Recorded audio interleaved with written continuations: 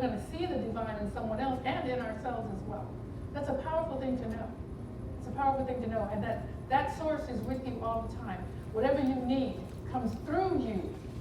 We're individualized expressions, meaning God, Spirit uses us to get things done on this planet, to manifest things.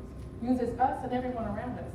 So it is really critical that you understand that for your spiritual growth and for the consciousness of the planet, what your role is in this, in terms of who you are and what you do, what you bring. So Spirit is source, and everything you need flows through you. You have the power. And I'm going to give you an example of that as we go on to this talk, but you have the power. Today's talk, I want to talk about you are the blessing. You are the blessing. And it ties right back into us being individualized expressions of the one.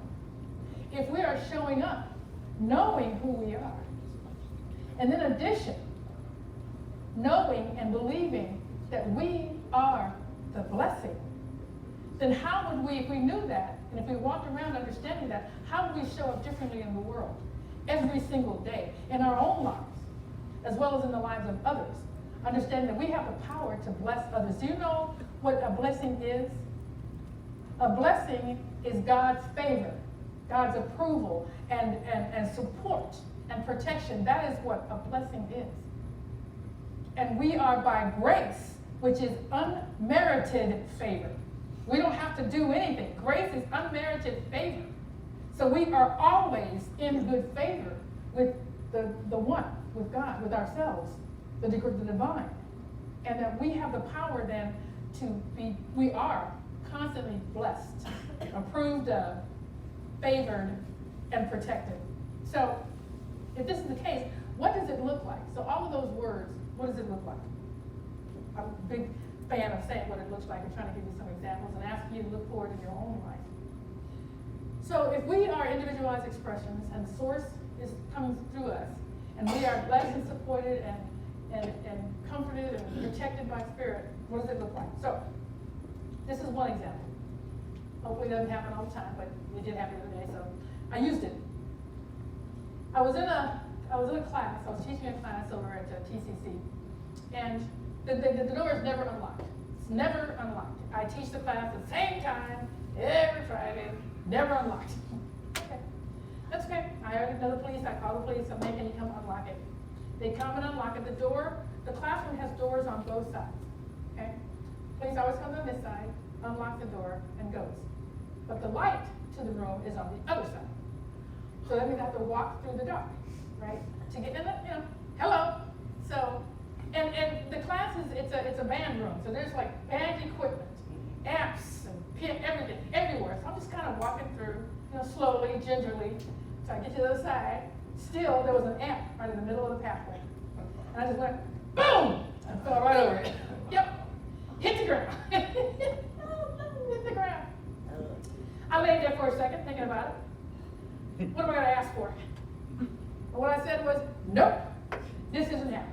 I'm not swelling up. I'm not getting any injuries. Because I was going running the next day. I'm going running the next day. My legs will be fine. I will be fine. I got on up with that thought and kept it moving. You see how I'm walking right now? This happened on Friday. I went running the next day because that's what we get to do. We get to claim our lives. And what we're focusing on is what grows. If I had laid there and said, oh my God, I'm not going to be able to run, legs are going to swell up, it would have.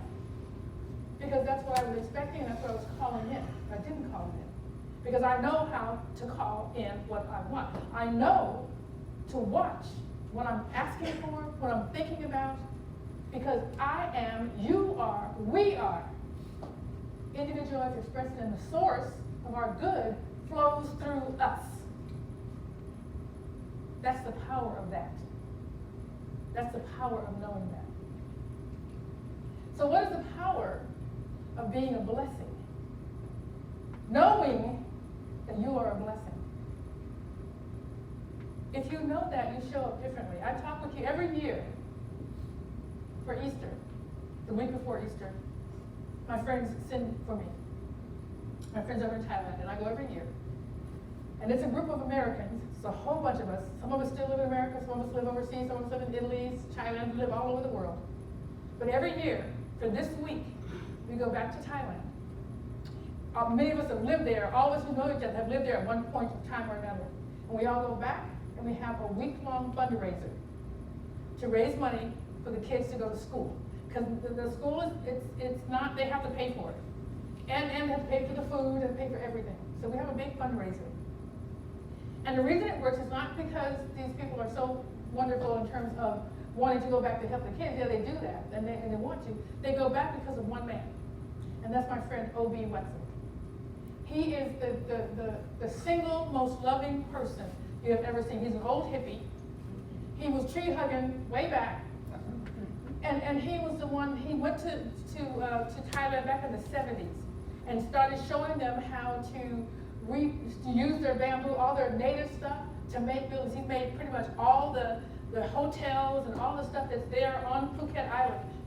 His company created them out of recyclable things. Taught them how to clean up the coral, because they were killing the ocean by just throwing their stuff in there. All the coral was dying. Showed them how to do that. Just because that's who he is. So everybody comes back because Obi asked them to. Because he's been a blessing in all of our lives. He continues to be my friend and a blessing in my life and in everybody else's life. And certainly for those children and the parents of those children overseas and all the people that he garners. We make thousands of dollars for that 1 week and leave it there for the kids. Okay? That's what a blessing he can be. What blessing can you be if you thought of yourself as a blessing? That when you show up, people are saying, oh my God, Pam's here. Oh man, oh my God. Oh, I love them. I love when they show up.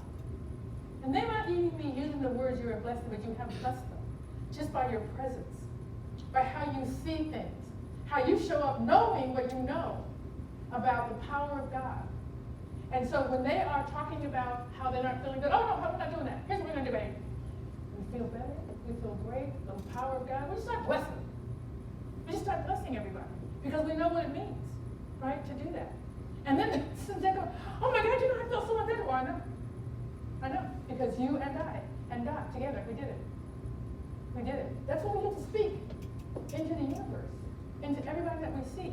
It doesn't have to be that big. It doesn't have to be that big. Terry is always saying, who'd you smile at today? It's so easy just to smile. And all of us in here have great smiles. Everybody that walks through the door, we're just cheesing. Every time we walk through the door, we're hugging and cheesing and smiling. We're so happy to see each other. Who else do you smile at? Who else do you use that great smile? And what does that mean when you look at somebody and smile at them? When I was over in Vietnam, I'm telling you, one of the biggest things that the kids that I taught and the people that I ran with, the Vietnamese, what they loved and commented all the time was my big smile. They loved my loud laugh and my big smile. Because they're not allowed to do that. It's not this, and they're not supposed to be doing that in public, and that I give them permission. And I didn't even know it. Come on now. I'm just showing up as me, right? Just laughing, talking loud, telling jokes. And they just love it. Love it. Because that's the blessing. Walking in and just giving them permission just by being who you are. By being who you are. I was telling Igor, and I'll tell you guys. So last semester, I started the senior choir at TCC. Not that I know what I'm doing, but hey, I can sing. And I can get Igor to play the notes for me. Which is a blessing for me, because he does that. And so the songs that we're doing this year, I asked him would he play all the parts, would he make a recording of it. And I gave it to them yesterday along with the sheet music. And they go, oh my God. Or I gave it to them Friday. Are we supposed to read sheet music now? No. You're just going to follow the bouncing ball. The notes go up and down. I call it like a bouncing ball. Just follow the bouncing ball. And we're going to look at your words where you come in. You don't sing the whole song. So highlight, which is what we do, right? Highlight where you come in. And we're going to play this. And I said, here's where this blessing is. I said, the same gentleman who played for us last year, Igor, he made these takes for you that, oh my God, he did it, yes, and he's coming to do it with you this year. Okay, all right, well, then we can do it. Then we can do it. I'm not kidding, because he'd already blessed them last year. I claimed that they were very comfortable with that. They felt so. I dropped his name and they said, okay, yeah, well, we can do it. Yeah, you can. Yeah, you can. You don't even know what a blessing you are. I'm here to tell you that you are the blessing. I'm here to remind you of who you are. It's not just on Sunday morning in here. You go out and you smile and you help and you just show up as you. Knowing who you are. An individualized expression of the one love. And seeing that in everyone you speak with all around. How can you not be smiling and happy? And just knowing, and even if, so I don't want to say that life is like nothing ever happens. I fell, right? I mean, I fell. I could have hurt myself. But when the things do happen, that is not necessarily what you wanted to happen, you also still know who you are and can claim something different. It may look like one thing. Oh, I fell. My knee is going to, nope. Ah! Yes, I did fall. That happened. But I'm not going to have injuries. I'm not going to do it.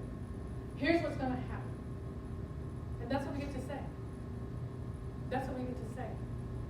We don't have to go down a negative path. We can go down whatever path we want. Whatever path we go down is what we're bringing in. So this is what you need to know. This is what's powerful about what we're talking about. Every single day, everything we do knows who you are.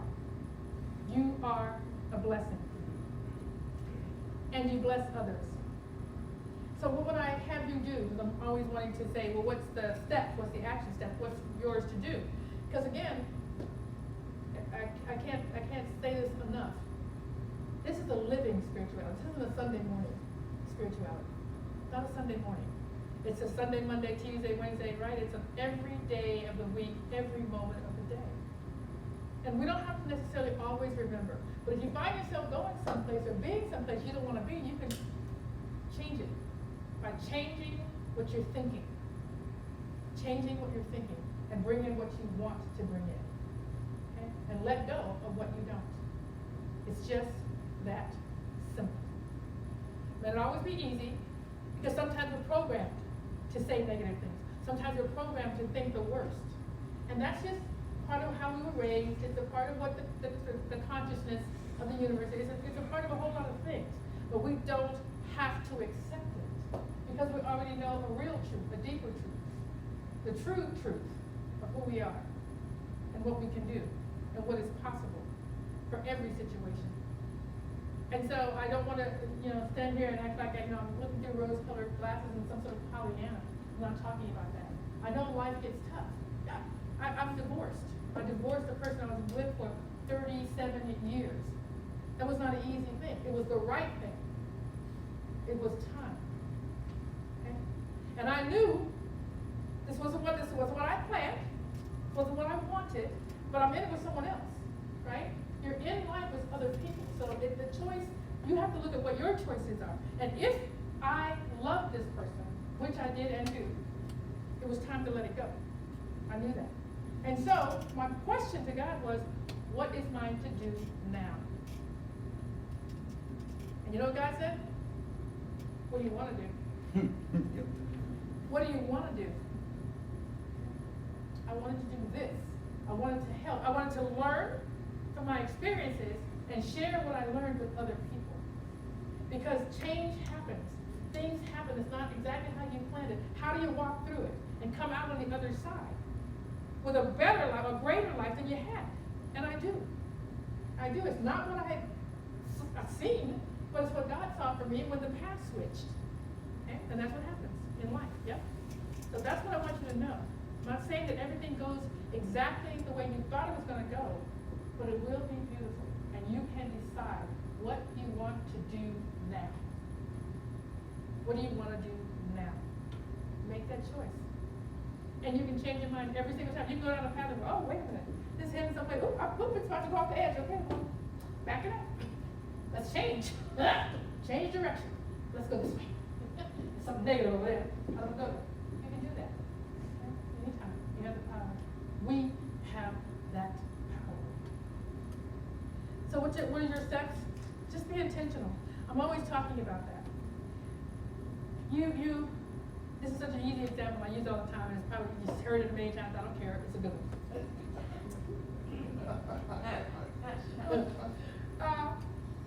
If you're going somewhere, you guys just went to Las Vegas, you drove. You may know the route because you've gone many times. But if you don't start where you are, if you don't know where you are, remember Fort Worth, and I want to go to Las Vegas, you could start here, and you could be ambling over to New York somewhere and wonder where the hell Vegas is. Because you haven't thought about where you need to go, how you're going to get there. It's like a roadmap for your life. On a roadmap for your life. If you're standing here and you're not telling Spirit intentionally, you're telling Spirit, but not intentionally. You're doing it by not speaking. And so the Spirit says, oh, well, today you want to be over here, all right. And tomorrow you're going to be, okay. And now you're two-stepping. You're not going anywhere.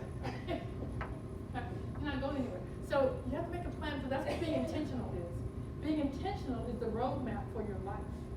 Claiming something, deciding something, and being intentional about that is the roadmap for your life. So number one, be intentional. Number two, decide that you know who you are. You're an individualized expression and you are a blessing. Claim that, own it, and walk through life knowing that. Walk through life knowing that, it'll change it. And then take some time to just reflect. What would your life look like if you absolutely knew 100% for sure who you are and what's possible for you? What would it look like? Think about that. Just think about that from time to time. Who am I? What would it look like if I really knew who I was, if I owned it?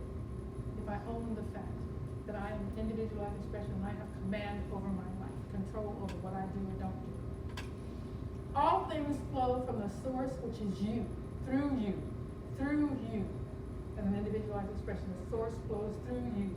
So whatever you want to do, just call it in and let it come through you. That's how it works. Okay? Life is a blessing. You are a blessing. Your life is a blessing. Let's just show up as if we knew that. That's what leaves this final quote. I love this from Mother Teresa. It's her prayer, actually. And she says this to God. Possess my whole being so that I know and my life reflects your radiance. So when people look at you, they see the love of God coming through you. Shine through me and be so within me that every soul I come in contact feels the presence of God in me. That is being a blessing to the world.